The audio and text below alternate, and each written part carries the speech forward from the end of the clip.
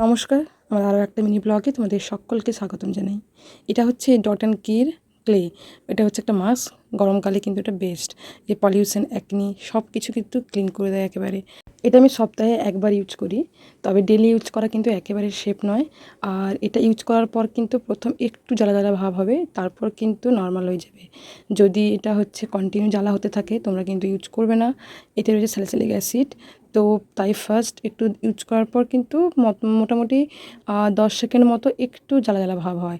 আমার ফার্স্ট হয়েছিল, আমি ভয় পেয়ে গিয়েছিলাম। তারপর যখন হচ্ছে সার্চ করলাম গুগলে, তখন দেখলাম যে ফার্স্ট 10 সেকেন্ড কিন্তু জ্বালা জ্বালা হয়, তারপর কিন্তু নর্মাল হয়ে যায়। আর আমার অ্যাকনিটা কিন্তু প্রথম থেকেই আছে, কোনো প্রোডাক্ট আমার কাজ দেয়নি স্কিনে।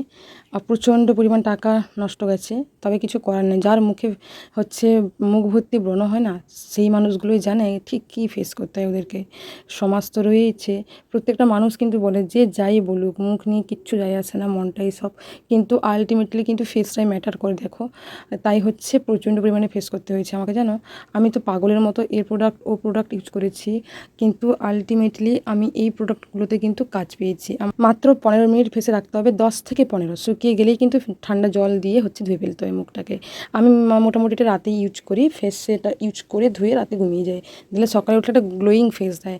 আর যারা হচ্ছে মিনিমালিস্টের আপডেট চাও, অবশ্যই কমেন্টস করে জানিও, আমি নেক্সট ভিডিওতে জানাবো। যদি মিনিমালিস্টের ডিটেলস ভিডিও চাও, অবশ্যই কমেন্টস করে জানিও। আজকের মতো টাটা।